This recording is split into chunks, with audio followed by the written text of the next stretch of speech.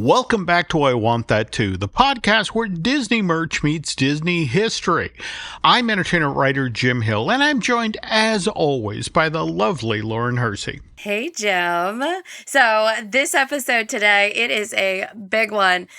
Not only are we celebrating our 50th episode, which feels like just yesterday we started doing this, right? Mm-hmm. But what better way than to celebrate with something sweet, a little bit mysterious, and wildly, wildly popular.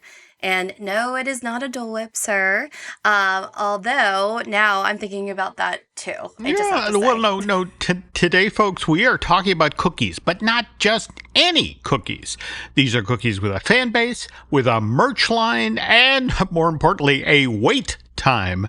And Lauren, fun fact for our listeners, you and I have never actually had one of these cookies. Never. Not one, not even a sniff, because every time we go to Disney Springs, the line is literally wrapped around the building. Like, it's like the opening day of like Rise of the Resistance or something, all for a taste of this magical cookie. Well, today, folks, we're going to get some answers. We are sitting down with the man behind the madness, the creator of this dark and delicious cookie empire, Steve Lewis, the founder of Gideon's Bakehouse. And trust me, I have all the questions. Shocker.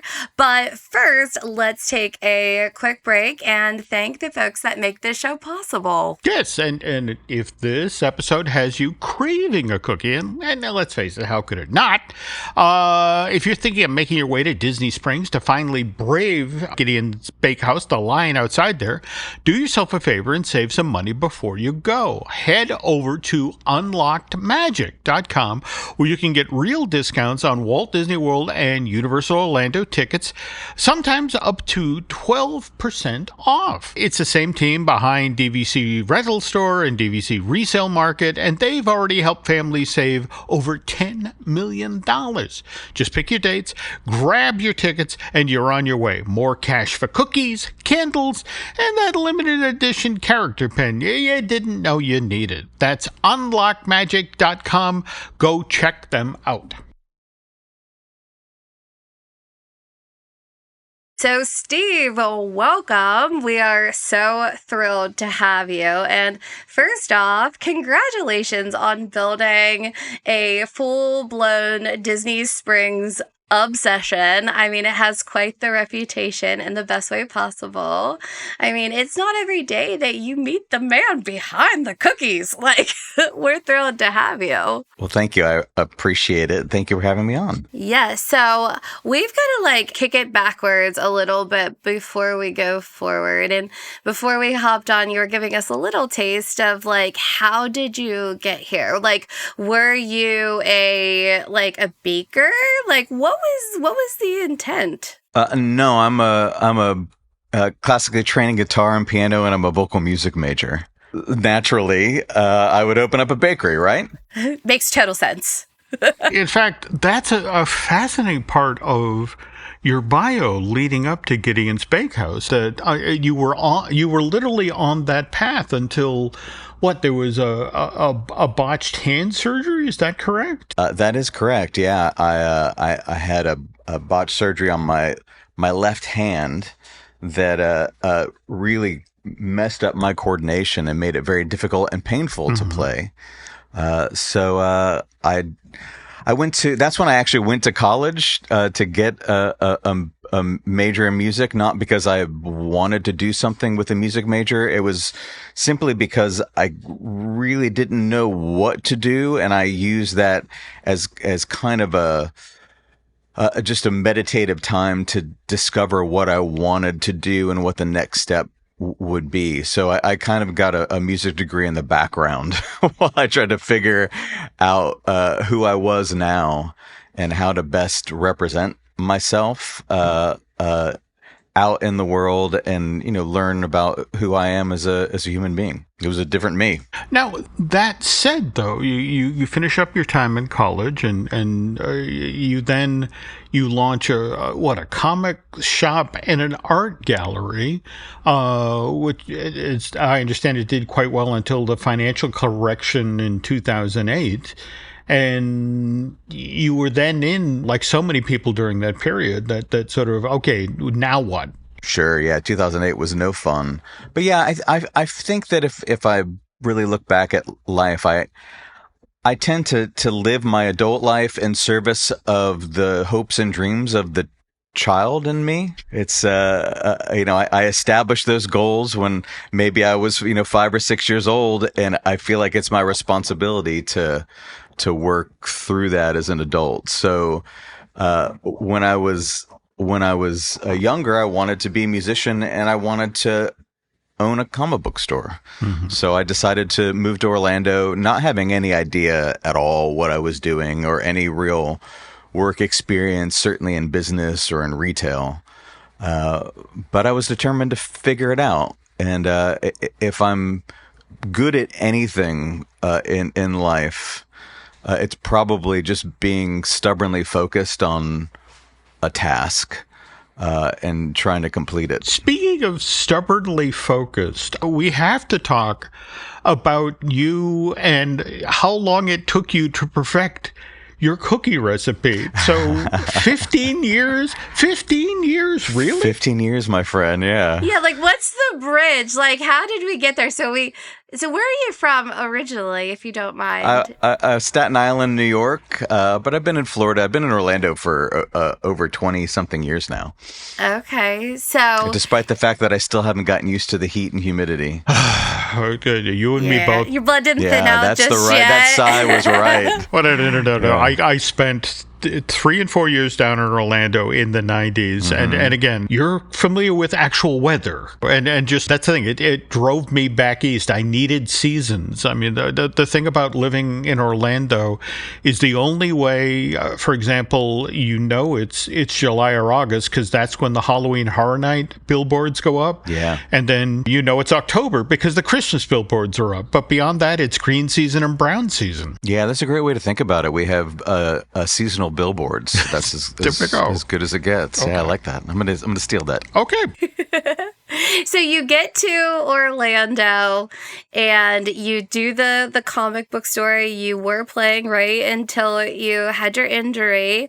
How did you make your way into the kitchen? So the kitchen's always been kind of a part of my life and childhood. I remember when I was 10 years old, I started to recognize that baking was a great stress hobby for me. When I was sad, I would bake. And it started with a banana chocolate chip muffin that I obsessively worked on and would give to the kids in the neighborhood.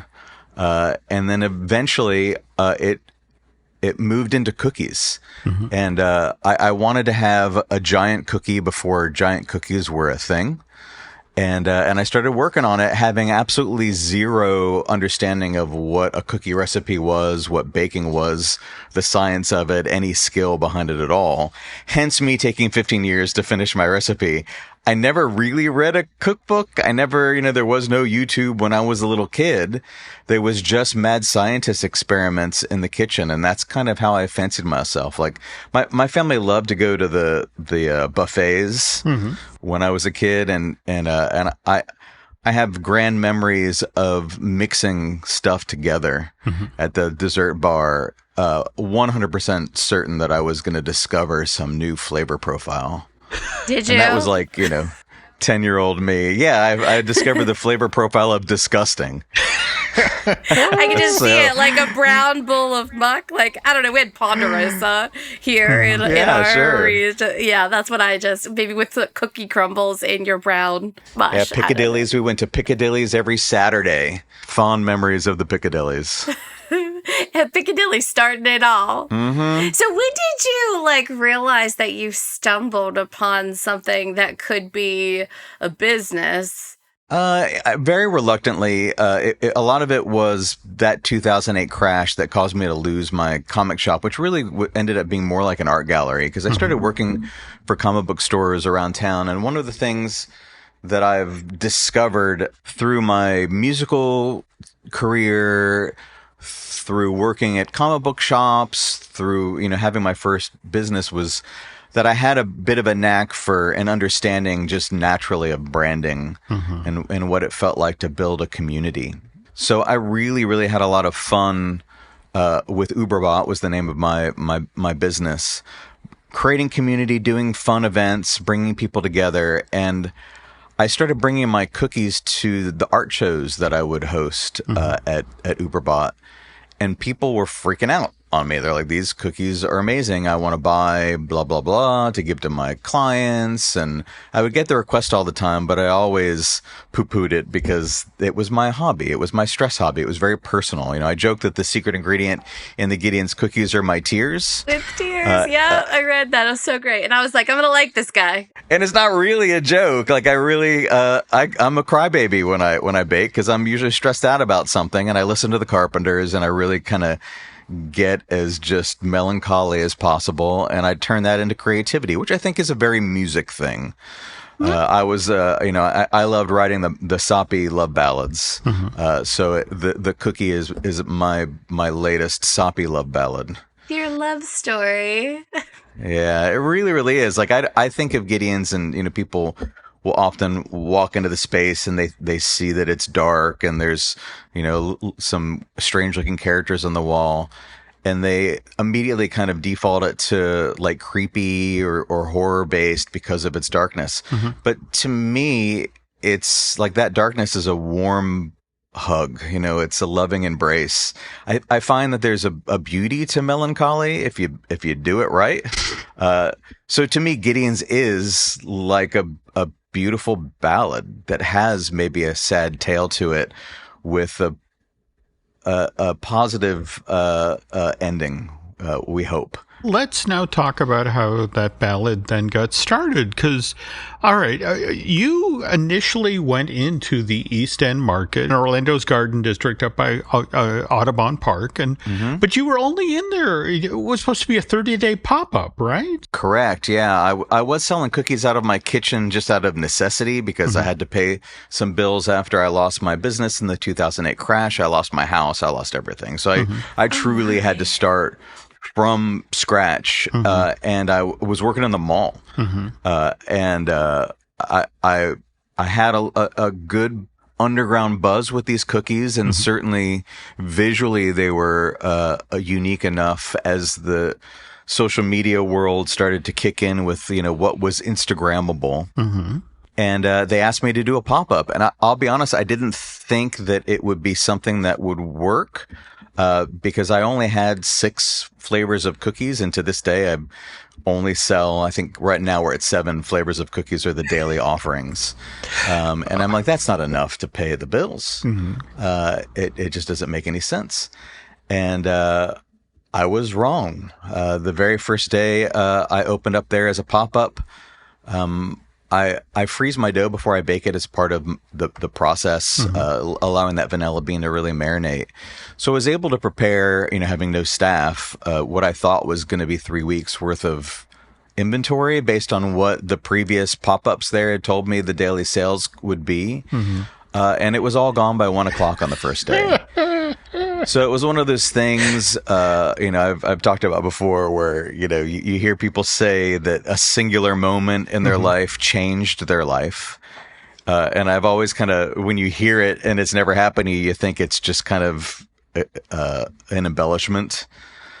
But it kind of happened to me. Like that very first day of that pop-up, I'm like, okay, this is what I do. This is what I'm going to do. And the vision of what Gideon's could be kind of snowballed in my head, and I'm still in the process of pushing that snowball. Okay, now just to be clear, that's 2016, correct. And there's an interesting path to you getting into Disney Springs, and first and foremost, obviously the folks at East End Market like what you're doing. They offer you a permanent lease. And then in fact, I was so excited to find out that this was part of your story, because I have to tell you, I'm a huge fan of the Polite Pig at Disney Springs. Oh, yeah, they're awesome. But again, I come at it from a different direction. I love what they do with vegetables. They do just amazing stuff there. Now, the folks who did the Ravenous Pig, James and Julie Petrakis, Petrakis, yeah. Okay. Yeah, they're fantastic. Okay, so they go from having the Ravenous Pig to opening the Polite Pig at Disney Springs in April of 2017, and you did, I think, an absolute genius thing here, that you get involved with James and Julie and began providing cookies for them to sell there at the Polite Pig, right? Kind of, yes, ultimately. When I was probably about 3 or 4 months of being open, maybe not even that, we had the lines down the sidewalk every day. Things were crazy. It was a very young time in what is now a huge local food scene in Central Florida, which the timing was just perfect for me to have a lot of that spotlight in the dessert world to myself. Okay. Without something 2 days later opening up and being, taking that spotlight. So I'm very fortunate. The timing was really great for that. And I remember James coming up and enjoying the cookies just as a customer. And he had told me, I'm opening up a place at Disney Springs and I would love for you to do the desserts. And I said no. I only had one employee at the time, and I was selling out every day within hours of opening up. I had no idea what I was doing. The idea that I could responsibly handle the desserts for the biggest place in the world just didn't scale. It didn't compute in my brain. So I politely declined, and it was a great honor for him to ask, and I let it be. That was it. And I kept on kind of figuring out my way with Gideon's and learning how to be a bakery owner with all of the help of other amazing local businesses and everybody at the East End Market that's like family to me. And then I started to think about, what do I do next? And I'm not an ambitious person. The goal with Gideon's, obviously, if it were to be this giant, cookie thing everywhere in the world and, 10,000 locations, I could have done that by now, but it's too personal. But I've recognized that I'm a creative brain, for better or for worse, that will get very depressed if there's nothing to allow that creative growth to happen. So while I originally thought that Gideon's at East End would be a one and done situation, I started to think about what growth could look like and how that would make sense for me. And as a branding brain that is obsessed with escapism, storytelling, and not really being able to do those things in a 286 square foot space that is the East End Market location, I started to think about what makes sense for me. And to be honest with you, when you live in Central Florida and you want to think about where a business makes sense when you are all about escapism and storytelling, what's going to, what other answer is there? It's not the plaza with the subway on the corner. It's Disney. Which felt like an impossibility, but I wanted local representation at Disney more. They've been very good about it in growing, as of course the communities and visitors want that local experience everywhere they go. So I approached them again, and I told them that I'd be willing to give them my chocolate chip cookie. And I am someone who does not wholesale and is very protective about how and when you get that cookie. But I would only do it as a secret menu item. And my tactical hope was that it would leak out that this cookie was there, that they would get lines like I would have at the East End Market, and it would get Disney's attention, and they would say, "Hey, what's up with this? Tell me more." So is this back at the Polite Pig? So it was going to be a secret menu item there? I was only a secret menu. I was never anything but a secret menu item at the Polite Pig. Okay. And when I started, the first day I gave them the cookies, the Disney food blog showed up, and they took Oh, no. a picture of it, and they proclaimed it one of the best things to eat on Disney property. And then from that point on, the lines were lined up outside. They were selling out in just a few minutes every day. And just a few weeks after that, I was sitting at the table talking to Disney. So Disney approached you after that. Yeah, I met Patrick McKinney, who's now my operations manager and closest person in my world, and I call him the mayor of Disney Springs. Because he opened up the Boathouse and T-Rex and has decade plus of experience in being an operator at Disney. And when I met him for the first time, we just kind of walked around Disney Springs, and he talked to me about life at Disney Springs. And every time that he passed a person, like someone that worked for Disney that was just cleaning out a garbage can, he would go up to them and talk to them and ask how their family was. And I'm like, wow, who is this guy? Like what a sweet guy, for one. And also the opposite of me, because I'm a very reclusive character.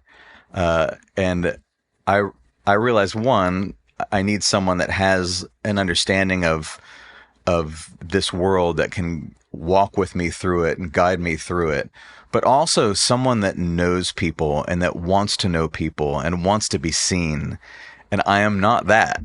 And it was the best move I ever made. So Patrick and I started to have these conversations. Like, he took me to meet these people at Disney, which were all just fantastic people that were in line at Gideon's at East End Market. And, it took 3 years to figure it out, but it eventually turned into what you see today. And I'm super, super fortunate for it, because, I say it all the time. They had no business letting somebody as small as me out there. Well, the other part of the story, and it says so much about what you do and the quality of the food that you produce and the environment that you've created. Think about this. Gideon's Bakehouse, the Disney Springs version of this, comes online in June of 2020. We are literally in the moments where Disney World is just now reopening after being closed for the pandemic. And you're launching a new business, a second site, a much more elaborate version than what you're doing at the East End Market. I mean, there must have been a part of you that was absolutely terrified given what was going on in the world, and you had just done this big roll of the dice. And he dealt with what he dealt with in 2008. Yeah, there was a lot of imposter syndrome going on, for sure. Okay. Because I'm surrounded by these multi-billion-dollar companies, and I opened my business with $800 in my bank account.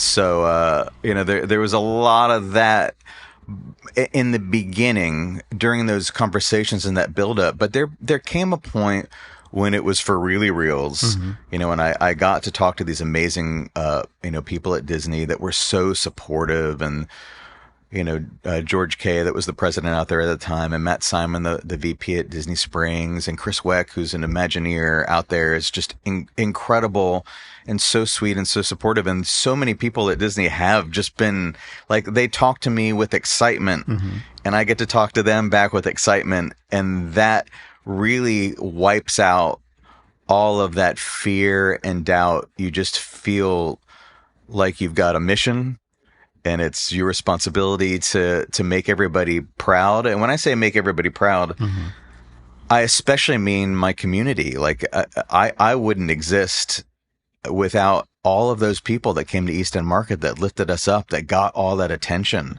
that lined up and waited so long to get a cookie, and that took to social media and bragged about it to their family and friends. That's why I exist. So it was a huge deal for me to make sure that we were successful, to be a good representation of the Central Florida food business, and also not only to have a great experience with food and storytelling and escapism, but also operationally to show Disney that you can go into the community and find that little nobody, and they can be successful. So that was a big, important part for me and my team. Well, and speaking of you and your team, do I have this correct now? You've gone from the one employee to now 170, and you guys are making 7,000 cookies a day? We're actually 192 as of today. Oh my God! Wow. So yeah, the production kitchen. We don't do the weekends as much now, so it's 7,000 cookies on the weekdays to handle the Disney Springs location, which is only 1,200 square feet, and the East End Market location, which is 286 square feet. And I do not ship, I do not deliver. The only way to get a Gideon's cookie is to wait in line and get it first come, first serve. And this is still all by scratch, right? It is all handmade from scratch. There's not a single thing that has changed since I made these in my kitchen when I was a little kid. Except I've got a mixer now. I used to use a wooden spoon to mix everything. Oh man, which is better cardio. I feel like I've gotten lazier since I got a mixer.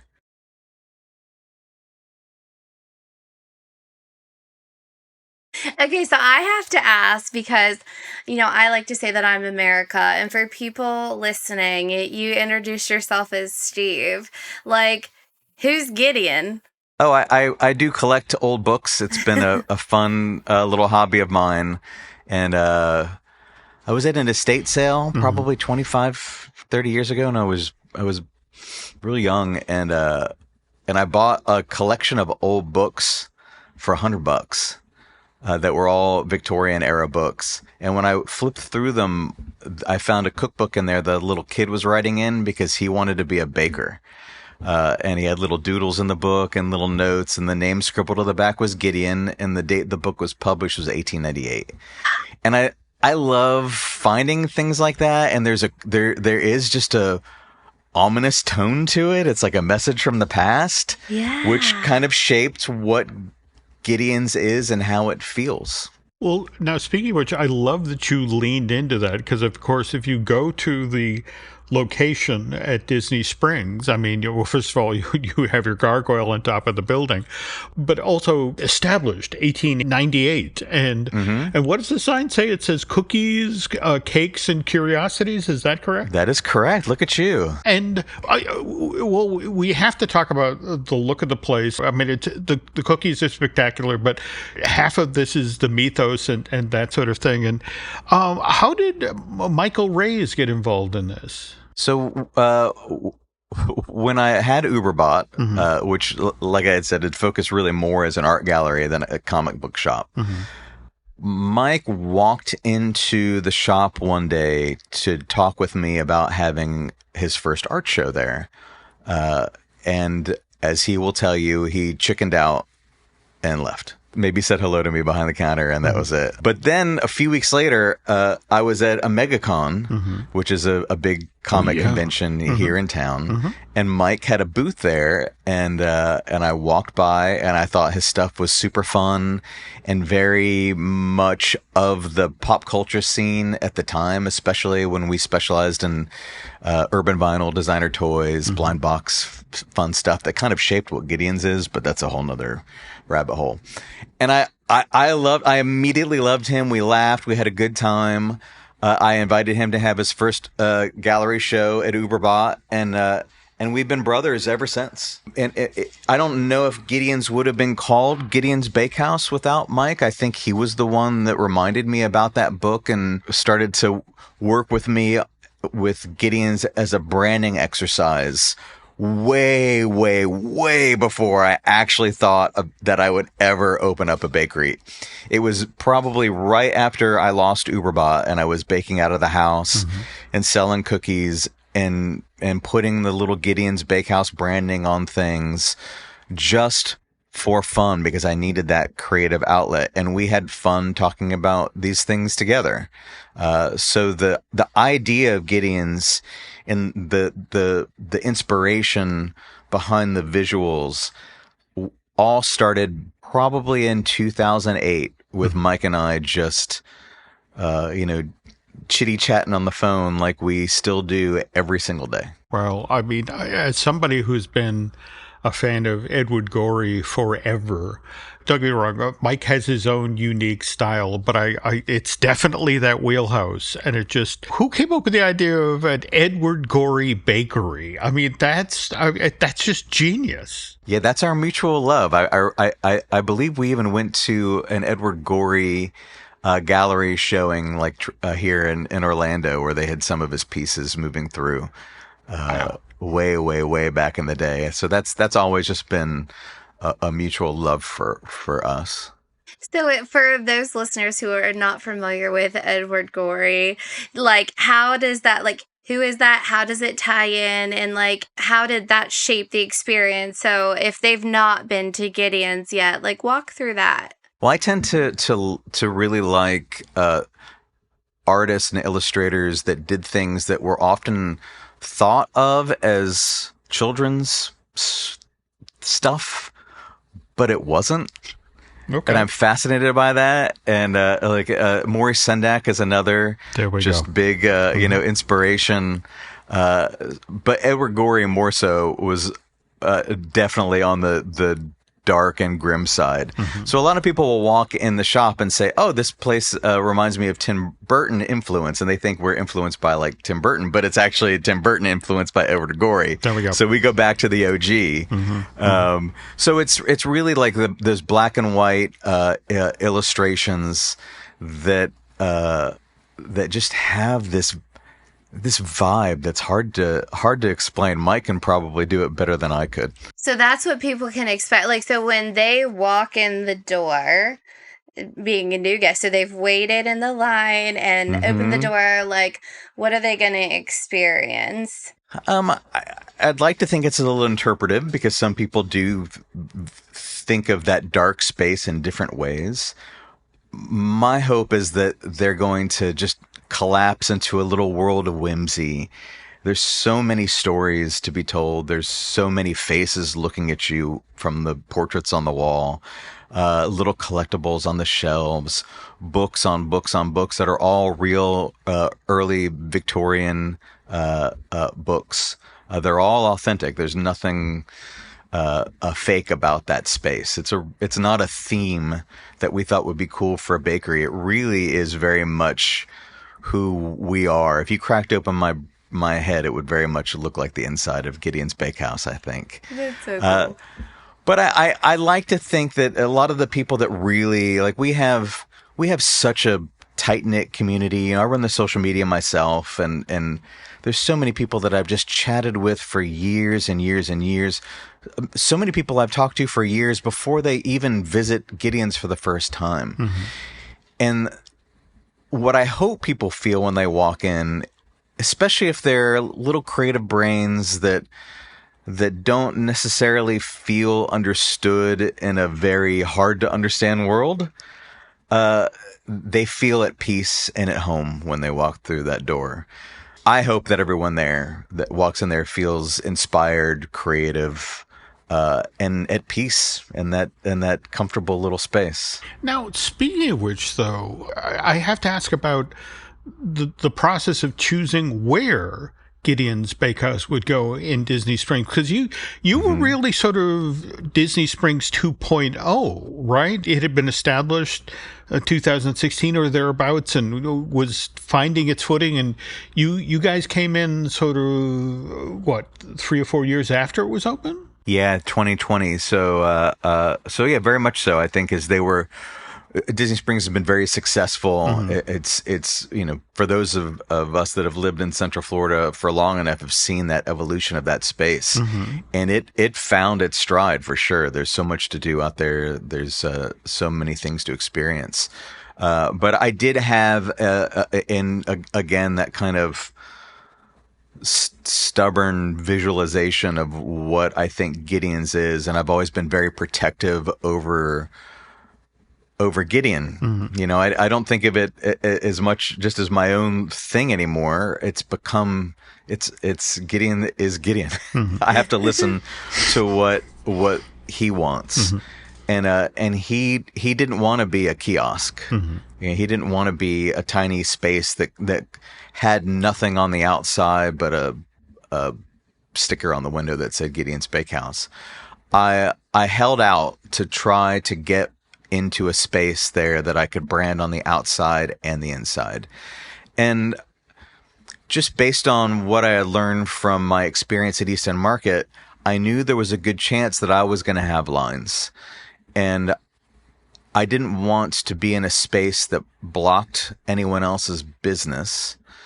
And that space was the perfect spot for a line. It was the perfect spot for a gargoyle on the roof. It was detached enough from the other inline stores to allow me to flex that creativity a little bit and not keep me in a box. So it worked out really perfectly for me. That's awesome. Okay, so we do have to talk about the real star of the show here, which is the cookies. Oh, I thought you were going to bring up my cats. Vincent, where are they?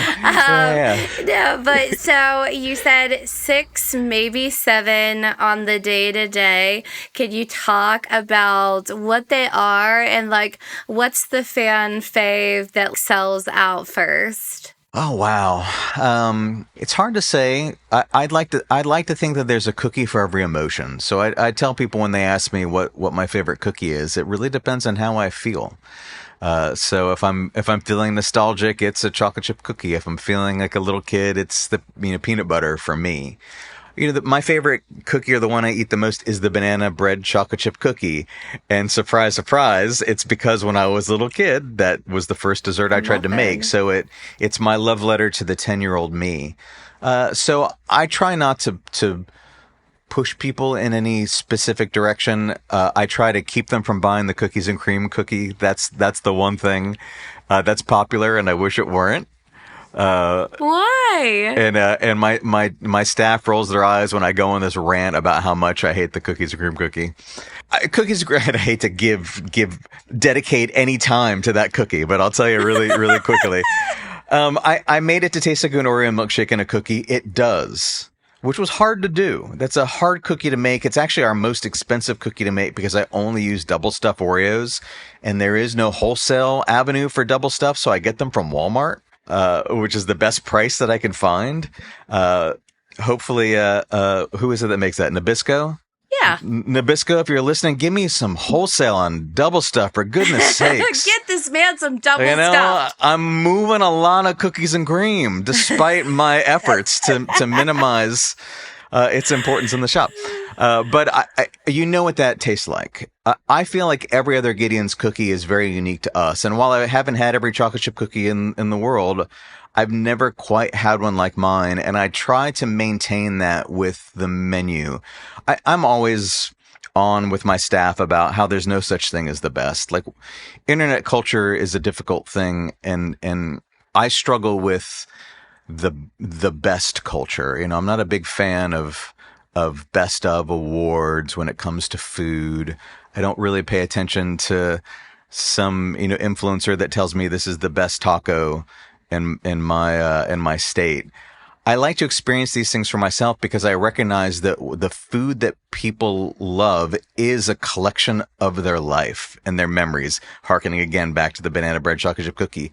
If you grew up being force-fed bananas, you're going to hate that cookie. So there is no such thing as the best.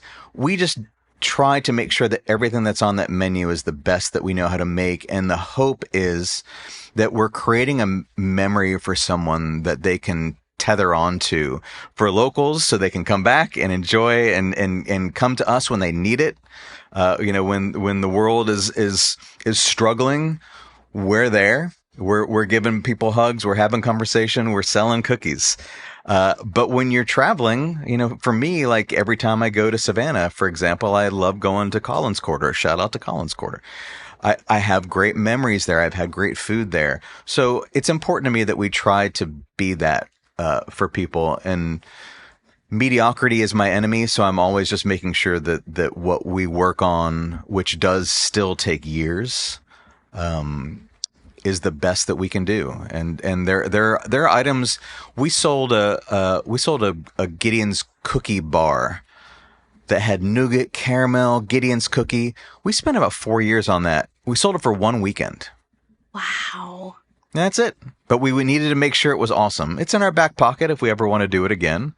But we tinker with stuff forever until we feel like there's nowhere else to push it. That's amazing. And I think that makes the difference. Yeah, it really makes the difference. It doesn't make any business sense, but it makes sense experientially. Wow. Yeah. I mean, I listened to that like Diary of the CEO podcast. I don't know if you've ever heard that, but that's his whole philosophy too, is like he will scrap an entire podcast like if it didn't come off, if it didn't deliver the value. And I think there's something that is to be said about that, you know, that you have to feel like it's perfect. And because you don't, you know, ship or wholesale or anything, is there like a Gideon's Bakehouse like black market for cookies? Like people wait and then they're like selling them, or like, hey, this was a weekend only, like I will ship it to California. Like, how is that a part of this? There tries to be, but I usually come down on it pretty hard because I'm so protective. So like the secret shoppers, you know, or whatever they call it, secret shoppers, that was a whole different thing that my brain is now spinning into how cool it was when secret shoppers, you know what I'm talking about? Like when businesses used to have like fake customers come in and rate their experience. Mm-hmm. No, the people that do the shopping, like Disney shopping for people remotely, and they'll often put on their website Gideon's cookies, you know, $12 each, and they'll wait in line to get them, and we talk to them. Yeah, you got to crack down on that.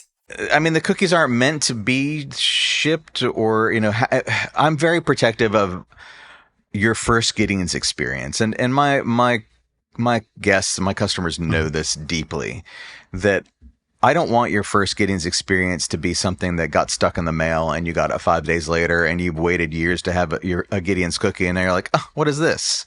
Because it's been minimized. You deserve better than that. Just come and see us. So wait a little while longer. It's going to be worth the wait to get a nice, fresh cookie.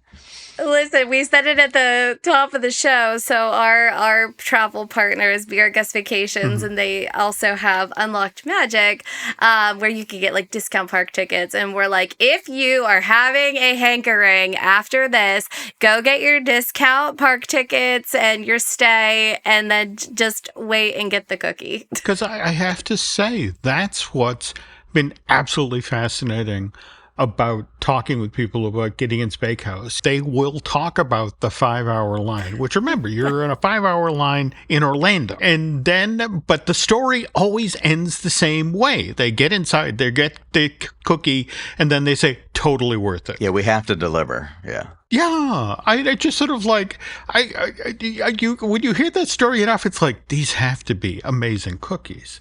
So again, that's one of the reasons we wanted to have you on today, just to hear the story. And again, it's a great story. Well, the cookies are my babies. And I mean, I have to ask though, you are creative, and you said in your words that you get depressed if you're not expressing that creativity. So before we wrap up here today, what's next? What's next for you? What's next for Gideon's? Maybe nothing, and I'm just depressed right now.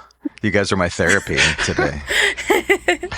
No, there's. I've said many times that the only way that I would ever do another Gideon's is if it offered an amazing creative opportunity. There is no need or rush to do another one. Gideon's is very difficult. 192 employees for what is 1,600 square foot of retail makes no sense at all. So it's purely a labor of love for sure. With that said, the storytelling of Gideon's has moved in a multitude of directions, and we have teased and had fun with other things. We just for fun, we created a food truck out of our most popular characters, Stuart and Bonnie's. Stuart and Bonnie are a beautiful couple. One is a boy who is the cautionary tale of "you are what you eat," and he's got an orange head, and he fell in love with a girl with a lemon head. And the entire menu is citrus. It's just orange and lemon flavors, but we only did it for one day. We built this giant food truck Did it for one day last year. Will it return? I would think so. So that's a weird a way to grow a business. I'm growing it not directly through Gideon's, but I'm allowing the characters that have come to our little world to grow and be who they want to be. And not to belabor the obvious here, but given the way you and Michael started out, that could actually be something fun to show up at MegaCon one year. Yeah, you won't catch me at MegaCon again. I'm done. You're done. I've done it so many years in a row because I ran a comic book shop forever. So you're talking to a guy that's been doing MegaCons like since the 90s. I'm burned out of the MegaCons. Yeah, but that's also like again, we're so particular about controlling the environment of that experience that a little booth isn't going to work. A food truck is interesting, but it's more of a proof of concept. Like where could this go? And it's also a way to combat the summer. Is we envision kind of pulling up with Stuart and Bonnie's when you need something cool and refreshing, and we're going to give you those citrus flavors. So it's maybe just selfishly what I need is an ice cream sandwich on a hot summer day. Okay. Well, I do have, real quick though, I have to ask though, because I did say this is a Disney merch / Disney history podcast. So I did see that you do have some merch on the website. Is that like some avenue of expression, or is there going to be more for the dedicated community? We've not even come close to scratching the surface to what we're doing in the world of merch and what we've been working on.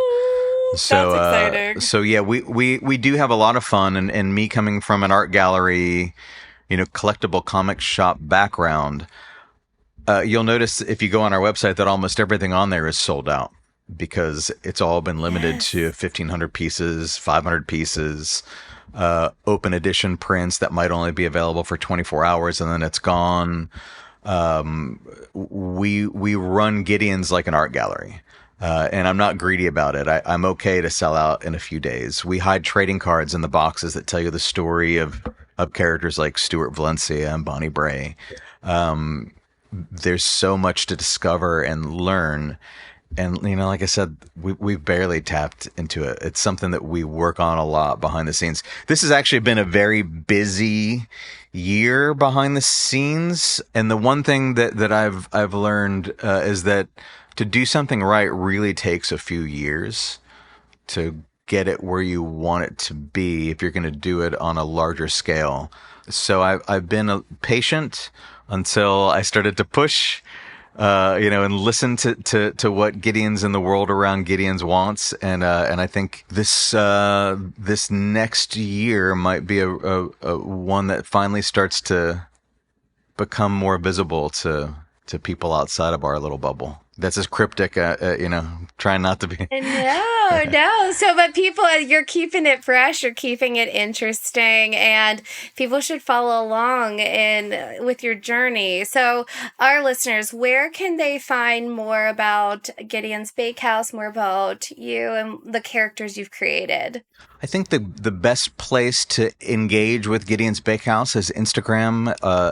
Like I mentioned, I do run it myself. So if you DM on Instagram and have any questions, as long as I see it, which doesn't always happen, I will respond to you. We're also on Facebook, but Facebook is just kind of a mirror of Instagram, and I tend to not go onto Facebook too often. I think it's maybe a poor. So don't message him on Facebook. Yeah, it might be a poor idea to get the guy that doesn't like being on the internet running the social media. But I haven't figured out how to let someone else do it, because Gideon's is so personal. The recipes are personal. There's so much history behind everything. There's a story behind each cookie and why it exists. And I've been running that little Instagram, since Gideon's was just kind of like for funsies in my house.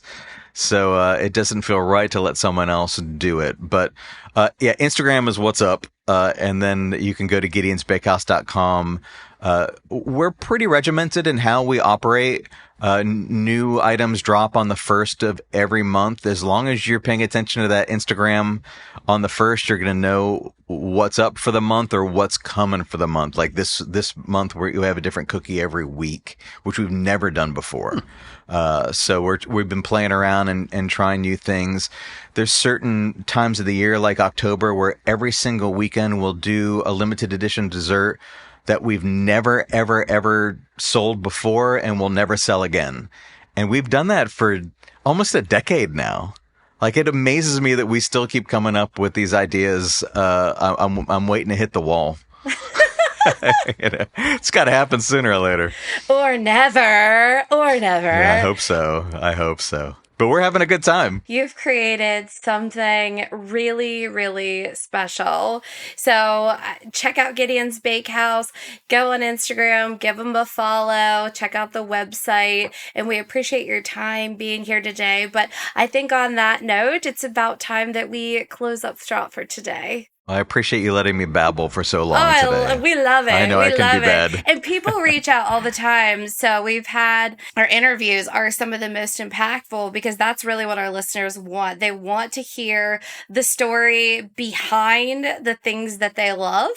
And so that's like one of our purposes and missions here on I Want That Too. Well, thank you very much. I've enjoyed talking with you both. Thanks again, Steve. Yes. And Jim, how can folks stay up to date with what's happening on the Jim Hill Media Network? Oh, well, much the same way. I don't like being on social media either. But, if you want to stay updated across the Jim Hill Media Podcast Network, follow us on Facebook, Instagram, and X. And don't forget to check out our Patreon for bonus shows like Disney Unpacked with Len Testa and Imagineer Jim Schul. And if you are enjoying the podcast, give us a thumbs up. And if you have questions or ideas for future shows, drop us a message on social or email us. You can get me at jim@jimhillmedia.com and Lauren@laurenhersey.com. All right. Well, that does it for today's episode. Thanks for listening, and we'll see you next time on I Want That Too.